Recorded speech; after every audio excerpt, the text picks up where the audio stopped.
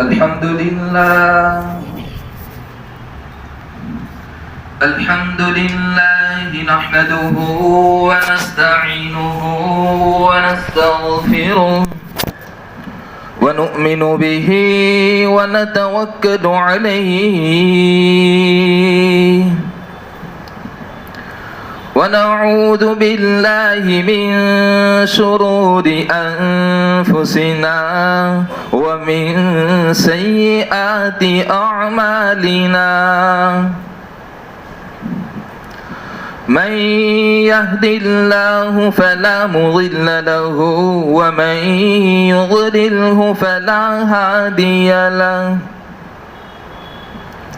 ونشهد أن لا إله إلا الله وحده لا شريك له ونشهد أن سيدنا وسندنا وإمامنا ومولانا محمدا عبده ورسوله صلى الله تعالى عليه وعلى آله وعلى أصحابه وبارك وسلم تسليما كثيرا أما بعد فأعوذ بالله من الشيطان الرجيم بسم الله الرحمن الرحيم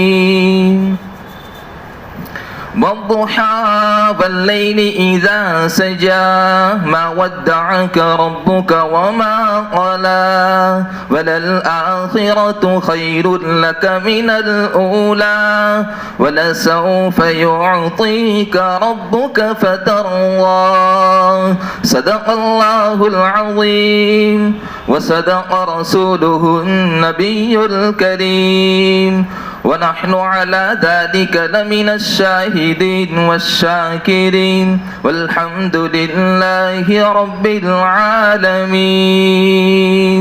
درود شریف. اللهم صل على محمد وعلى آل محمد وبارك وسلم. بزرگان محترم، عزیزان گرامی قدر، علماء کرام، ملت کے جوانوں اور پردہ نشین مائیں اور بہنیں، آج کی اس مبارک مجلس میں آپ حضرات کی خدمت میں شان مصطفیٰ صلی اللہ تعالی علیہ وسلم کے عنوان پر کچھ گفتگو کرنی ہے. سب سے پہلی بات تو یہ ہے کہ آپ صلی اللہ تعالی علیہ وسلم کی ہستی اتنی اونچی ہے کہ پوری امت کا اس بات پر اتفاق ہے کہ مقررین، بیان کرنے والے اپنے بیانات میں قیامت تک آپ صلی اللہ تعالی علیہ وسلم کی شان کو بیان کرتے رہیں گے. تاریخ نگار اپنی کتابوں میں قیامت تک آپ صلی اللہ تعالی علیہ وسلم کے اوصاف و کمالات کا تذکرہ کرتے رہیں گے. شعراء اپنی شعر و شاعری میں آپ صلی اللہ تعالی علیہ وسلم کے حسن و جمال کا تذکرہ کرتے رہیں گے، لیکن کوئی بھی آپ کی تعریف کا حق ادا نہیں کر سکتا. اللہ پاک جل شانہ نے رحمت للعالمین صلی اللہ تعالی علیہ وسلم کو اتنا اونچا مقام عطا فرمایا ہے، اتنا بلند رتبہ عطا فرمایا ہے کہ پوری کائنات میں آپ کی مثال کوئی نہیں ہے. آپ جیسا دنیا میں نہ کوئی آیا ہے اور نہ قیامت تو کوئی آ سکتا ہے. آپ صلی اللہ تعالی علیہ وسلم کی تعریف کرنا تو ایسا ہے جیسا کہ دنیا کی بہترین خوشبو مشک و عنبر کی تعریف کرنا. جس طرح یہ خوشبوئیں اپنی تعریف کی محتاج نہیں ہیں، اس سے کہیں زیادہ آپ صلی اللہ تعالیٰ علیہ وسلم کی شان بھی تعریف کی محتاج نہیں ہے. نہ ہمارے بیان کرنے سے اور نہ ہی آپ کے سننے سے آپ صلی اللہ علیہ وسلم کی شان میں اضافہ ہونے والا ہے. شاعر رسول حضرت حسان بن ثابت رضی اللہ تعالیٰ عنہ فرمایا کرتے تھے: ما ان مدحت محمدا بمقالتی ولكن مدحت مقالتی بمحمد، کہ میں اپنے عنوان اور بیان سے آپ کی شان میں اضافہ نہیں کر سکتا، لیکن بیان اس لیے کیا جاتا ہے، عنوان اس لیے بیان کیا جاتا ہے کہ آپ کی شان سے ہمارے بیان کی قدر و منزلت بڑھ جائے گی.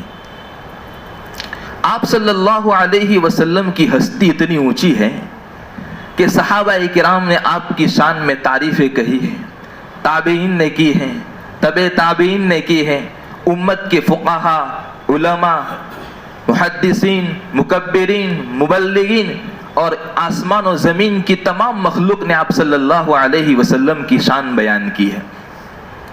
اور اس سے بڑھ کر خود اللہ پاک جل شانہ نے اپنے کلام مقدس میں بہت سارے مقامات پر آپ صلی اللہ علیہ وسلم کی شان میں کلمات کہے ہیں. ان جگہوں میں، ان مقامات میں ایک مقام سورہ ضحیٰ ہے.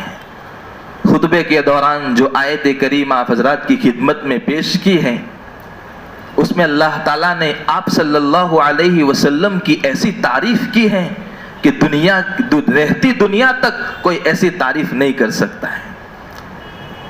اس سورہ ضحیٰ کا پس منظر کیا ہے؟ یہ سورت کب نازل ہوئی، کیوں نازل ہوئی، اس کا بیک گراؤنڈ کیا ہے اور اس کا واقعہ کیا بنا ہے؟ اس سورت کے شروع میں مختلف واقعات بیان کیے جاتے ہیں. اس میں ایک واقعہ تو یہ بیان کیا جاتا ہے کہ جس وقت آپ صلی اللہ تعالی علیہ وسلم نے مکہ مکرمہ میں تبلیغ کی شروعات کی، لوگوں کو دین کی طرف جب بلایا، اللہ تعالیٰ کی وحدانیت کی جب دعوت دی، تو جو نیک لوگ تھے انہوں نے اسلام قبول کیا، اور جو بدبخت تھے، شقی تھے، بدمعاش تھے، انہوں نے آپ کے دین کو، اسلام کو قبول نہیں کیا. اس وقت اس کافروں نے ایک جماعت بنائی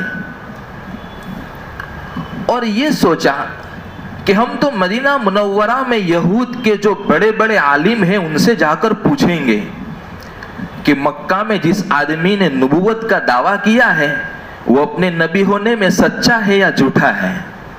چنانچہ عقبہ ابن ابی معیط، نضر ابن حارث اور مکہ کے بڑے بڑے سرگنے مدینہ منورہ یہود کے علماء کے پاس گئے اور کہنے لگے کہ آپ کے پاس آسمانی کتابیں ہیں، آسمانی کتابوں کا آپ علم رکھتے ہیں اور آپ کی کتابوں میں اخیر میں آنے والے پیغمبر کی کچھ علامتیں ہیں، نشانی ہیں، آپ ہمیں کچھ ایسی تدبیر بتلائیے تاکہ ہم پرکھ سکیں، ہم پہچان سکیں کہ جس آدمی نے نبوت کا دعویٰ کیا ہے وہ اپنے نبی ہونے میں سچا ہے یا جھوٹا ہے. ان یہود کے علماء نے 3 سوال بتلائے اور یوں کہا کہ یہ سوال آپ ان نبی سے جا کر پوچھیں گے، اگر وہ اس کے ٹھیک جواب دیتے ہیں تو وہ سچے نبی ہے، ورنہ وہ جھوٹا ہے. چنانچہ وہ لوگ مکہ واپس آئے، آپ صلی اللہ تعالی علیہ وسلم کی خدمت میں آ کر انہوں نے 3 سوال کیے. اس میں پہلا سوال تو یہ کیا تھا کہ آپ بتلائیں کہ اصحاب کہف کون لوگ ہیں، ان کا واقعہ کیا ہے. دوسرا سوال کیا تھا کہ سکندر ذوالقرنین کے بادشاہ جو گزرا ہے اس کی کیا تاریخ ہے. اور تیسرا سوال کیا تھا کہ روح، انسان کے بدن میں جو روح بستی ہے اس روح کی کیا حقیقت ہے. جب یہ سوال پوچھے گئے تو آپ صلی اللہ علیہ وسلم نے وحی پر بھروسہ کرتے ہوئے یہ کہا کہ آئندہ کل میں اس کا جواب دوں گا، اور آپ انشاءاللہ کہنا بھول گئے. اللہ پاک جل شانہ کو یہ بات تھوڑی ناپسند معلوم ہوئی. دوسرے دن وحی آئی نہیں، مشرکین نے آپ سے جواب طلب کیے تو آپ جواب بتلا نہیں سکے، جس سے آپ صلی اللہ علیہ وسلم کا دل رنجیدہ ہوا. आपको बड़ी तकलीफ हुई, और इससे बढ़कर ये हुआ कि मुशरिकीन मक्का ने और खास तौर पर अबू लहब और उसकी बीवी उम्मे जमील ने आप सल्लल्लाहु अलैहि वसल्लम को ताने दिए, यूं कहने लगी इन्न मुहम्मदन वद्दअहु रब्बुहु वक़ला, कि देखो देखो मोहम्मद को तो उसके रब ने नाराज होकर छोड़ दिया है। नऊज़ु बिल्लाह। ये ताना देने लगे कि मोहम्मद को तो उसके रब ने छोड़ दिया है, मोहम्मद को उसके रब ने अलग कर दिया है। जब ये बात कही गई तो आप सल्लल्लाहु अलैहि वसल्लम को बड़ा बुरा लगा, आपके दिल पर चोट पड़ी, इसलिए कि अब तक आपको साहिर कहा गया, जादूगर कहा गया, आपको पागल और दीवाना कहा गया। आप सल्लल्लाहु अलैहि वसल्लम ने हर चीज बर्दाश्त की, लेकिन जब ये कहा गया कि मोहम्मद को उसके रब ने छोड़ दिया तो आपको बड़ी तकलीफ हुई, इसलिए कि जब मोहब्बत पर चोट लगती है तो तकलीफ ज्यादा होती है। फिर कुछ दिनों के बाद जब वही का सिलसिला दोबारा शुरू हुआ, एक रिवायात में 10 दिन है, दूसरी रिवायात में 40 दिन के बाद जब वही का आना शुरू हुआ, तो सबसे पहले आप सल्लल्लाहु ताला अलैहि वसल्लम से जो चूक हुई थी, आपके जरिए पूरी उम्मत को एक सबक दिया गया कि जब भी कोई काम करने का इरादा किया जाए तो अपने आप पर भरोसा मत करो, बल्कि अल्लाह पाक जल्ल शानहू की जात पर भरोसा करो, और काम करने से पहले इंशाअल्लाह का लफ्ज बोलो। सूरह कहफ में अल्लाह ताला फरमाते हैं वला तक़ूलन्न लिशैइन इन्नी फ़ाइलुन ज़ालिका गदन इल्ला अन यशा अल्लाह, आइंदा किसी काम के करने के हरगिज ये मत कहो कि मैं करूंगा, बल्कि मेरा रब चाहेगा तो ये काम होगा। पहली बात आपको ये बतलाई गई। फिर उन मुशरिकीन मक्का ने जो सवालात किए थे, उन सवालात के 3 जवाब दिए गए। पहला सवाल किया था कि अस्हाबे कहफ कौन लोग हैं, तो कुरान पाक में सूरह कहफ की पूरी तफसील मौजूद है। अल्लाह ताला फरमाता है नहनु नक़ुस्सु अलैका नबअहुम बिल हक़, कि हम आपके सामने अस्हाबे कहफ का पूरा वाक़या तफसील के साथ बयान कर देंगे। 7 नौजवान थे, एक कुत्ता था उनके साथ। अल्लाह ताला ने एक जालिम बादशाह से बचाने के लिए एक गार के अंदर उनको छुपा कर रखा था, जो तकरीबन 309 साल तक वहां रहे थे। ये पहले सवाल का जवाब दिया गया। फिर दूसरा सवाल किया था कि सिकंदर जुल्करनैन कौन है, तो इसका जवाब भी कुरान ने अस्हाब सूरह कहफ में दिया है। वयसअलूनका अन ज़िलक़रनैन कुल सअत्लू अलैकुम मिन्हु ज़िक्रा, ये लोग आपसे जुल्करनैन बादशाह के मुतालिक पूछते हैं, हम इसकी कुछ तफसीलात आपको बतला देंगे।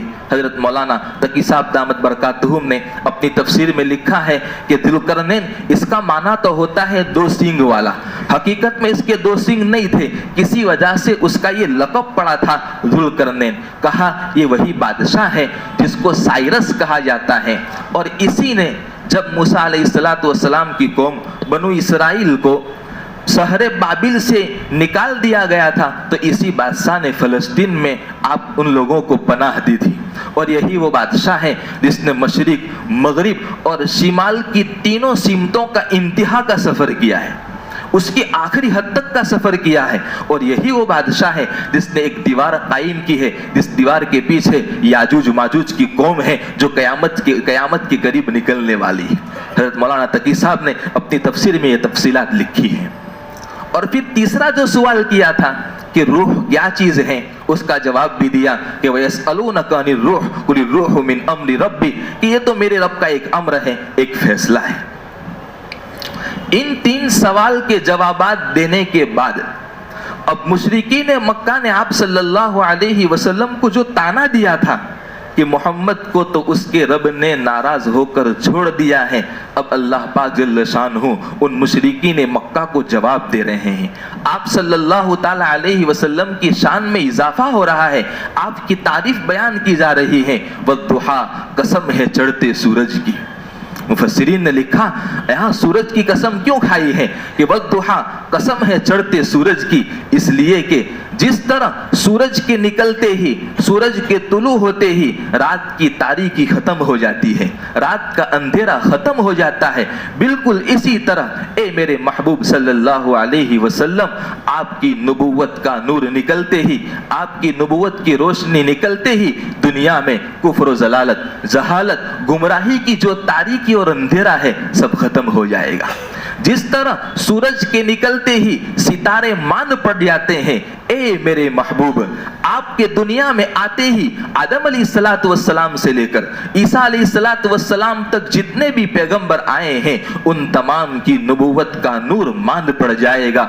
जिस तरह सूरज रोशनियों का बादशाह है, आप तो अजमतों के बादशाह हैं। जिस तरह चढ़ती सूरज के ताकत को दुनिया की कोई ताकत नहीं रोक सकती, ए मेरे महबूब सल्लल्लाहु अलैहि वसल्लम, आपकी नबूवत की ताकत को कोई भी नहीं रोक सकता है। वद्दुहा, कसम है चढ़ते सूरज की, वल्लैलि इज़ा सजा, कसम है तारीक रातों की, ऐसी तारीक रात जिसमें न चांद हो, न चांदनी हो, न शमा हो, न रोशनी हो, ऐसी तारीक रातों की कसम खाई। मुफस्सिरीन ने लिखा, ये दो कस्में क्यों खाई हैं? कहा इसलिए कि देखो, कभी सूरज जल्दी निकल जाता है तो दिन लंबा मालूम होता है, और कभी सूरज जल्दी डूब जाता है तो रात लंबी मालूम होती है। अल्लाह पाक जल्ल शानहू ये बयान फरमाना चाहते हैं कि इस रात और दिन के छोटा होने में और बड़ा होने में इसका ये मतलब नहीं है कि हम दुनिया वालों से नाराज हैं या हम दुनिया वालों से खुश हैं। बिल्कुल इसी तरह वही का सिलसिला कुछ दिनों के लिए बंद रहा था, आपके पास वही नहीं आई थी, इसका मतलब ये नहीं है कि हम आपसे नाराज हो गए हैं। वद्दुहा, कसम है चढ़ते सूरज की, कसम है आपके रोशन चेहरे की, वल्लैलि इज़ा सजा, कसम है तारीक रातों की, और कसम है आपकी सियाह जुल्फों की। मा वद्दअक रब्बुक वमा क़ला, तुम्हारे रब ने तुम्हें छोड़ा नहीं है, तुम्हारे रब ने तुमसे मुंह मोड़ा नहीं है। ये मुशरिकीन, ये काफिर लोग आपको ताने देते थे कि आपके रब ने आपको नाराज होकर छोड़ दिया है, आपके रब ने आपको छोड़ा नहीं है। और भला आपका रब आपको कैसे छोड़ सकता है? कैसे छोड़ सकता है? जब आप सल्लल्लाहु अलैहि वसल्लम दुनिया में आए थे तो आपके वालिद दुनिया में नहीं थे, आप तो यतीम हो गए थे। उस वक्त अल्लाह पाक जल्ल शानहू ने आपको नहीं छोड़ा है। 6 साल की उम्र में जब वालिदा का साया दुनिया से चला गया, उस वक्त अल्लाह पाक जल्ल शानहू ने आपको नहीं छोड़ा। 8 साल की उम्र में दादा अब्दुल मुत्तलिब दुनिया से रुखसत हो गए। ऐसे दादा जिन्होंने एक बाप का प्यार दिया था, शफकत की थी, आपकी परवरिश की थी, ऐसे दादा दुनिया से रुखसत हो गए। उस वक्त भी अल्लाह पाक जल्ल शानहू ने आप सल्लल्लाहु अलैहि वसल्लम को अकेला नहीं छोड़ा था। 12 साल की उम्र में, 15 साल की उम्र में आप मुल्क शाम का सफर किया करते थे, तिजारत के लिए जाया करते थे। उस वक्त भी आपके रब ने आपको अकेला नहीं छोड़ा है। ए मेरे महबूब सल्लल्लाहु अलैहि वसल्लम, अब तो आप खातमुल अंबिया हो, आपको नबी बना दिया गया। आप शम्सुल दुहा हो, आप बदरुद्दुजा हो, आप कौनैन के सरदार हैं, आप सय्यदुल अव्वलीन वल आखिरीन के सरताज हैं।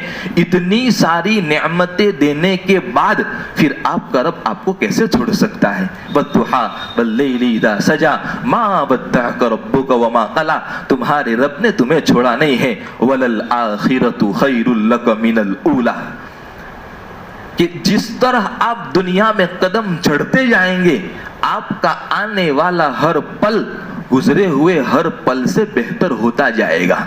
मुफस्सिरीन ने लिखा है, इसके 2 मतलब हैं। एक तो दुनिया की हालत है कि आप दुनिया में थे, आप जब आलम अरवाह में थे तो आप सल्लल्लाहु अलैहि वसल्लम की शान बड़ी निराली थी। जब आप अपने माँ के पेट में आ गए तो वहां से ये बेहतर हो गया। आप जब दुनिया में आ गए, आपका बचपन बड़ा निराला था, लेकिन बचपन के बाद की नूरानी जवानी आपकी बड़ी बेहतर मालूम होने लगी। आप अकेले जिंदगी गुजारते थे, हमें तो बड़ा अच्छा लगता था, लेकिन जब आप इस दीवानी जिंदगी में आए, आपने शादियां की, आप अपनी बीवियों के साथ रहे, आप अपने बाल बच्चों के साथ आप रहे, ये हमें इससे बेहतर मालूम हुआ, ये हमें ज्यादा अच्छा लगने लगा। आप गारे हीरा में अकेले इबादत करने जाया करते थे, ये हमें बड़ा अच्छा लगता था, लेकिन जब आपको नबूवत दी गई, ये नबूवत का मिलना इससे भी बेहतर होता गया। आपकी मक्की जिंदगी बहुत अच्छी थी, लेकिन मक्का से मदीना का आपने सफर किया, ये बहुत अच्छा सफर था। आपने मुल्क शाम का सफर किया था, ये बड़ा अच्छा सफर था, बहुत बेहतर था, लेकिन इन तमाम सफरों में मेराज का जो सफर करवाया गया वो बड़ा निराला सफर था। आपका दुनिया में रहना बहुत अच्छा मालूम होता था, लेकिन अब आप हमारे पास आ गए, अल्लाह पाक जल्ल शानहू के पास चले गए, ये इससे बेहतर होता गया। वलल आखिरतु खैरुल लक मिनल ऊला। मुफस्सिरीन ने लिखा है इसका एक मतलब तो आखिरत है कि आप कब्र में सोए हुए हैं, बहुत बेहतर है, आपकी बड़ी निराली शान है, आप कब्र से उठेंगे, महशर में खड़े रहेंगे, ये इससे बेहतर है। मकाम महमूद का मिलना इससे भी बेहतर है। फिर शफात कुबरा का मिलना, अपनी सारी उम्मत को हौजे कौसर पर जाम पिलाना, हौजे कौसर पर पानी पिलाना, इन सब बातों से ये बेहतर है। वलल आखिरतु खैरुल लक मिनल ऊला वलसौफ युअतीक रब्बुक फतरदा। भाई इतने सारे इनामात दिए दुनिया में भी आखिरत में भी, आप सल्लल्लाहु अलैहि वसल्लम की इतनी बड़ी शान बयान की गई है। कहा कि इन नेमतों को देने की कोई इंतहा भी है? कब तक ये नेमतें दी जाती रहेगी? वलल आखिरतु खैरुल लक मिनल ऊला वलसौफ युअतीक रब्बुक फतरदा। तुम्हारा रब तुम्हें इतना देगा कि तुम राजी हो जाओगे, तुम खुश हो जाओगे। आप सल्लल्लाहु ताला अलैहि वसल्लम ने हदीस पाक में फरमाया है कि मैं अल्लाह पाक जल्ल शानहू से उस वक्त तक राजी नहीं होऊंगा जब तक कि मेरी पूरी उम्मत जहन्नम से निकलकर जन्नत में न चली जाए। ये आप सल्लल्लाहु ताला अलैहि वसल्लम की शान है। इतने बड़े नबी की उम्मत में अल्लाह पाक जल्ल शानहू ने हम लोगों को पैदा किया है। उस नबी की उम्मत में, जिस नबी की उम्मत में पैदा होने के लिए नबियों ने तमन्नाएं की, नबियों ने दुआएं की, अल्लाह ताला ने बिन मांगे बगैर दुआ किए इस नबी की उम्मत में हम लोगों को पैदा किया है। आप सल्लल्लाहु ताला अलैहि वसल्लम की सीरत के बहुत सारे पहलू हैं। एक तो आपका निराला बचपन है, आपकी जवानी है, आपकी इज़्दिवादी जिंदगी है, आपकी गज़वात और सरियात हैं। लेकिन आप अपनी जिंदगी के सिर्फ दो पहलुओं पर गौर कर लीजिए। एक, जिस वक्त आप दुनिया में तशरीफ लाए, आपकी पैदाइश से पहले दुनिया के अंदर जो आलम था, जो कुफ्र, शिरक, जलालत, ज़िनाकारी आम थी, जुआबाजी आम थी, शराब नोशी आम थी, उस वक्त अल्लाह के रसूल सल्लल्लाहु ताला अलैहि वसल्लम को दुनिया में भेजने का जो मकसद था वो मिशन नबूवत था। आप सल्लल्लाहु अलैहि वसल्लम की सीरत का सबसे बड़ा पहलू मिशन नबूवत यानी कि दावत की मेहनत को लेकर, दावत व तबलीग की मुबारक मेहनत को लेकर अल्लाह पाक जल्ल शानहू ने अपने महबूब को दुनिया में भेजा था। कुरान पाक का खुला चैलेंज है, या अय्युहल्लज़ीना आमनू इन तंसुरुल्लाह यंसुरकुम व युथब्बित अक़दामकुम। ए मेरे बंदो, ए ईमान वालो, तुम मेरी मदद करो, मैं तुम्हारी मदद करूंगा। अल्लाह ताला यूं फरमाते हैं, तुम मेरी मदद करो, मैं तुम्हारी मदद करूंगा। मेरी मदद करने का मतलब ये है कि मेरी दीन की मदद करो। जब तुम मेरे दीन की मदद करोगे तो मैं तुम्हारी मदद करूंगा। रिवायात में ऐसे बहुत सारे वाक़ियात हैं, सहाबाए किराम ने खुद अल्लाह के दीन की मदद की, दावत व तबलीग की ये मुबारक मेहनत जब से चली है, सहाबाए किराम ने ऐसी ऐसी कुर्बानियाँ दी कि इनके वाक़ियात सुनते हैं तो हमें बड़ा ताज्जुब होता है। हज़रत जाबिर रज़ी अल्लाह तआला अन्हु एक रिवायत के रावी हैं। अल्लाह के रसूल सल्लल्लाहु ताला अलैहि वसल्लम ने हज़रतना अबू उबैदा इब्नुल जर्राह रज़ी अल्लाह तआला अन्हु को तकरीबन 350 सहाबाए किराम का एक लश्कर लेकर बहरीन के इलाके, समंदरी इलाकों में भेजा था। रास्ते चलते चलते इन सहाबाए किराम के पास जो तोशा था, जो खाने की चीज़ें थी, वो सब ख़त्म हो गई। अब्दुल्लाह इब्न रवाहा रज़ी अल्लाह तआला अन्हु ने तमाम लश्कर वालों के पास से जो कुछ खजूरें बची थी, जो कुछ गल्ला बचा था, वो अपने पास ले लिया। अब रोज़ाना थोड़ा थोड़ा दे रहे हैं। एक वक्त वो आया कि सिर्फ रोज़ाना की एक खजूर सहाबाए किराम को खाने को मिल रही है। हज़रत जाबिर रज़ी अल्लाह तआला अन्हु फरमाते हैं कि हमें यह एहसास हुआ कि देखो, अब तक तो हम इतना सारा खाना खाकर आए हैं, अब एक खजूर से क्या पेट भरने वाला है। लेकिन हज़रत जाबिर फरमाते हैं कि जब वो खजूरें भी ख़त्म हो गई, फिर हमें एहसास हुआ कि वो एक खजूर भी बड़ी अच्छी लगती थी। अल्लाह के दीन के लिए उन्होंने अपनी कुर्बानियाँ दी। रिवायात में है, एक हदीस अंबर बयान की जाती है। अंबर के माना मछली के होते हैं। आप अल्लाह पाक जल्ल शानहू ने इन 350 सहाबाए किराम की ऐसी मदद की कि समंदर में से एक इतनी बड़ी मछली उनके पास आई। रिवायात में है कि 350 सहाबा ने, एक रिवायत में 18 दिन है और एक रिवायत में 1 महीने तक उस मछली का गोश्त खाते रहे, लेकिन फिर भी वो मछली खत्म नहीं हुई थी। حضرت جابر فرماتے ہیں عبداللہ ابن رواحہ رضی اللہ تعالیٰ عنہ نے اس مچھلی کے 2 کانٹوں کو لے کر اس طرح کھڑا کیا، پھر اپنی اونٹنی کو کجاوا سمیت اس پر جو لکڑی رکھی جاتی ہے، جو سامان رکھا جاتا ہے، ان 2 کانٹوں کے بیچ میں سے پسار کیا تھا، اس کو گزارا تھا، آسانی کے ساتھ گزر گئی تھی۔ اتنی بڑی مچھلی اللہ تعالیٰ نے دین کی خاطر دی۔ یا ایھا الذین آمنوا ان تنصروا اللہ ینصرکم ویثبت اقدامکم، تم اپنے اللہ کے دین کی مدد کرو گے، وہ تمہاری ضرور مدد کرے گا، اس کے قدموں کو جما دے گا۔ یہ آپ صلی اللہ تعالیٰ علیہ وسلم اس وقت دنیا میں آئے، یہ آپ کی سیرت کا یہ سبق ہے۔ آپ جب دنیا سے چلے گئے ہیں اس وقت کی سیرت کا کیا سبق ہے؟ آپ کو پتا ہے ربیع الاول کے مہینے میں مشہور قول یہی ہے کہ آپ کا انتقال ربیع الاول کے مہینے میں پیر کے دن ہوا ہے۔ سفر کے آخری ہفتے میں آپ صلی اللہ علیہ وسلم بیمار ہوئے تھے۔ آپ یہ بھی جانتے ہیں کہ آپ صلی اللہ علیہ وسلم کے گناہ بخشائے تھے، آپ معصوم تھے، آپ پر ساری عبادتیں معاف تھی، لیکن آپ یہ بھی جانتے ہیں کہ آخری ایام تھا، آپ صلی اللہ تعالیٰ علیہ وسلم میں چلنے کی طاقت نہیں تھی۔ اس کے باوجود آپ 2 آدمی، 2 صحابہ کرام، حضرت عباس رضی اللہ تعالیٰ عنہ اور حضرت علی رضی اللہ تعالیٰ عنہ کے کندھوں پر ہاتھ رکھ کر نماز کے لیے تشریف لائے تھے۔ روایات میں ہے ایک آدمی جب چل نہیں سکتا تو اپنے پیروں کو زمین پر گھسیٹ کر چلتا ہے۔ آپ صلی اللہ علیہ وسلم بھی اسی طرح مسجد آئے ہوئے تھے۔ یہ آپ صلی اللہ علیہ وسلم کی دنیا چاہتے ہوئے یہ سیرت بتاتی ہے کہ نمازوں کی کتنے اہتمام کرنا چاہیے۔ وہ نبی بخشائے تھے، ان کے گناہ معاف تھے۔ اللہ کے رسول صلی اللہ علیہ وسلم سے بارہا کہا گیا آپ اتنی عبادت کیوں کرتے ہیں، آپ اپنوں کو اتنا کیوں ٹھکاتے ہیں؟ آپ کہتے تھے کہ میں اپنے رب کا شکر گزار بندہ نہ بنوں۔ وہ نبیوں کے سردار تھے، وہ امام الانبیاء تھے، سید الاولین والآخرین کے سردار تھے، آخری عمر ہے، آخری گھڑی ہے، لیکن آپ نے نماز نہیں چھوڑی ہے، تو ہمیں نمازوں کا کتنا اہتمام کرنا چاہیے۔ آپ صلی اللہ علیہ وسلم کی جانے کی ایک سیرت یہ بھی ہے کہ آخری ایام ہے، بالکل آپ اٹھ بھی نہیں سکتے تھے، آپ چل نہیں سکتے تھے، آپ شدید بیمار تھے۔ عائشہ رضی اللہ تعالیٰ عنہا کی گود میں آپ کا سر مبارک رکھا ہوا ہے، آپ میں بولنے کی طاقت نہیں تھی، آپ میں ہاتھ اٹھانے کی بھی طاقت نہیں تھی۔ ایسے وقت میں روایات میں ہے حضرت ابو بکر صدیق رضی اللہ تعالیٰ عنہ کے صاحبزادے حضرت محمد جو ہیں مسواک کر رہے تھے، آپ صلی اللہ علیہ وسلم میں کہنے کی طاقت نہیں تھی، تو آپ نے اپنی آنکھوں کے اشارے سے، اپنی آنکھوں کی کنکھیوں سے عائشہ رضی اللہ تعالیٰ عنہ سے یہ کہا کہ مجھے مسواک کرنی ہے۔ آپ نے مسواک منگوائی، عائشہ رضی اللہ تعالیٰ عنہ نے اپنے منہ میں چبا کر دی۔ اتنی طاقت نہیں تھی کہ خود چبا سکے، لیکن جاتے جاتے آپ نے سنتوں کو نہیں چھوڑا ہے۔ یہ آپ صلی اللہ علیہ وسلم کی یہ سیرت ہے۔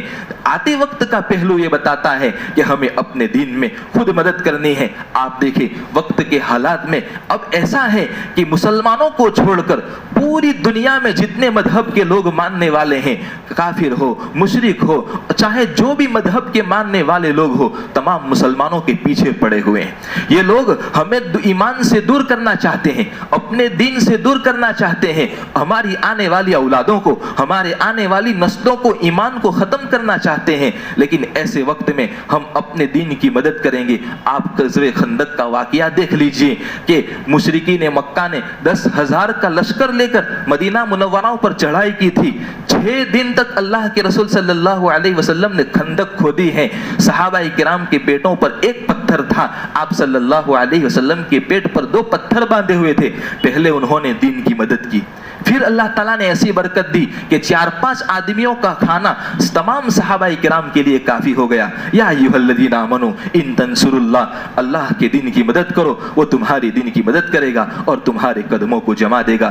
اللہ پاک جل شانہ ہمیں آپ صلی اللہ تعالیٰ علیہ وسلم کی سیرت کا مکمل اتباع نصیب فرمائے۔ اللہ پاک جل شانہ کہیں سنی باتوں پر عمل کرنے کی توفیق نصیب فرمائے۔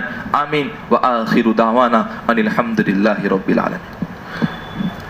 اعلان یہ ہے کہ مدینہ مسجد کی تعمیری کام کے لیے اپنی امداد کو جاری رکھیں۔